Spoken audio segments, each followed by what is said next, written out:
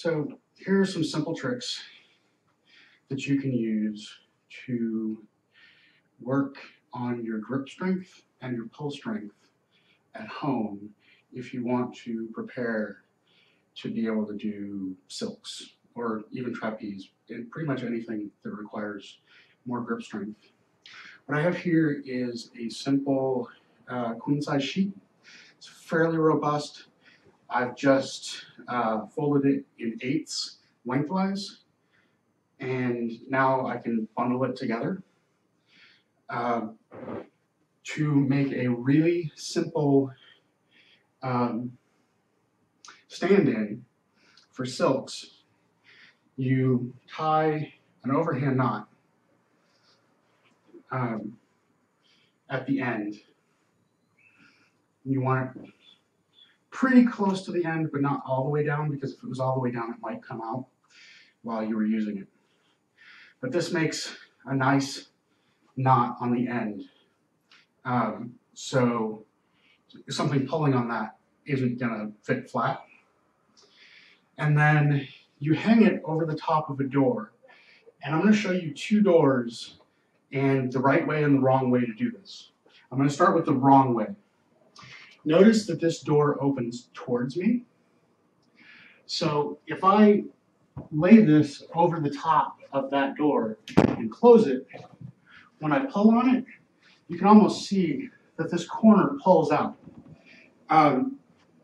If you tried to use it this way, you would be pulling directly against the lock in the door, and it would make the door really likely to fail. So you really do not want the door to open towards you. Now, if you go, obviously you can just switch to the other side of the door, or I happen to have another door in my room, and notice this one opens away from me.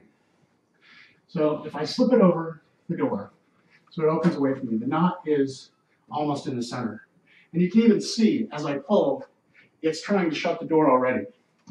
So if I just spread it out flat and pull the door shut, now I have this, and the harder I pull, the more the door pulls into the door frame. You've got all the stability from the door jamb all the way around the door. You're pulling it closed. The hinges, everything works to make this stronger. So it's really important that you do it so the door opens away from you, so that you get the most strength. So as you pull, you actually make the whole thing stronger. It also makes the knot less likely to slip. Now, because I have the queen size sheet, it falls almost all the way to the floor. And I'm actually going to unfold it now so that it's nice and wide, and I'll show you why I'm doing that in a second. So now I just have the whole thing bundled up. I can grab it with both hands, one hand, whatever. You can put your feet next to the door and hold onto it. And that is actually one of the things that I do for my strength training. I will just do a double hand or a single hand hold for time. Another thing I do is I pull it apart, and I bunch up half of it in each hand so that I can have 2 grips, 2 separate grips, but at the same height. If you try to grab the whole thing with 2 hands, you get this one hand over the other problem, and that means that one arm is dominant. By pulling it apart and grabbing it, I can make sure that my arms are evened, and I can work them equally. Now, some things that you can do once you have this. One of the things I like to do is hand over hand. So just lean back and climb your way down and climb back up. I don't know how well you can see that. Let's move this around a little bit. Maybe you'll be able to see a little better now. So again, that's just hand over hand. It's really good for your pull strength. It's really good for your grip. Go down as far as you feel comfortable, and then climb back up.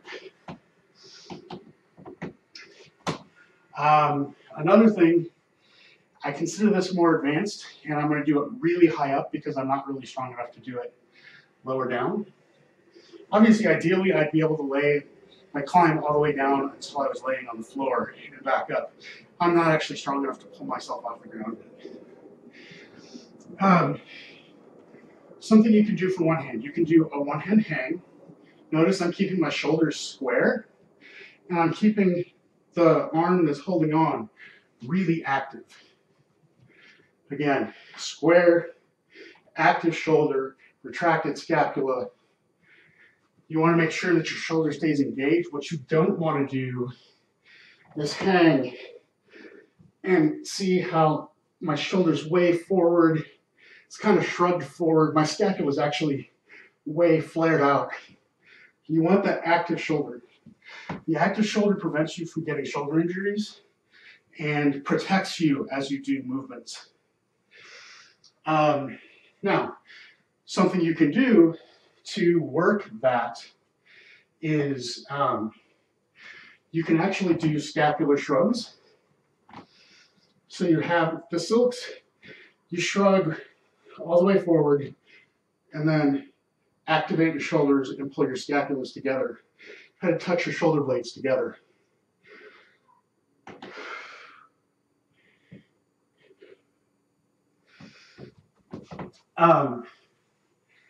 Another one-arm skill that I like to work on, although I'm kind of weak, is laying back straight and coming up and touching. And that's really hard. And again, that works shoulder activation and all of your shoulder strength in addition to being an intense grip workout. I like to do, again, holds for time. So just grab the silks together, get as parallel as I can, straight body, active shoulders, and just hold. I can hold this between 1 and 2 minutes. I'll do the same thing with one hand. And I can generally hold that between 15 and 30 seconds. Let's see, is there anything else that I've missed? I don't do this as much, but you can use this for something like a tricep pull down.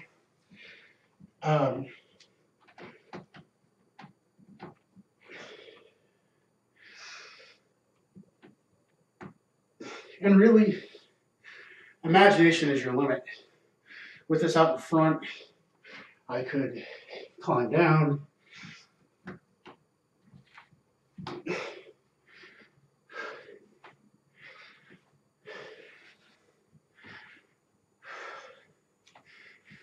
So there you have it, a simple little pseudo silks.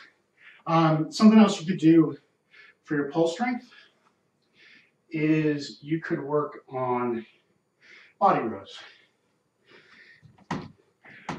You can't see my feet, but I usually try to brace my feet along the door jamb so that my feet are actually here, not here, because again, if you're here, you're shoving the door open. You don't want to do that. You want the door to stay nice and solid. So rows, active shoulders, bring your shoulder blades together.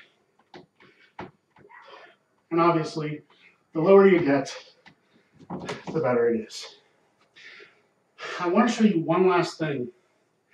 If you leave this in place for a long time and you keep pulling on it, you are actually putting a strain on the fabric where it leans over the door. You want to make sure that you use a strong sheet for this, but you also want to check it periodically. You want to make sure that you haven't worn it down and caused damage to it, because you don't want to be in the middle of an exercise and have it tear and leave you falling on the ground. Also try to make sure you have plenty of room behind you so that you're not falling on stuff. But there you have it, my little pseudo silks in the home that I use to work on my grip strength in between sessions.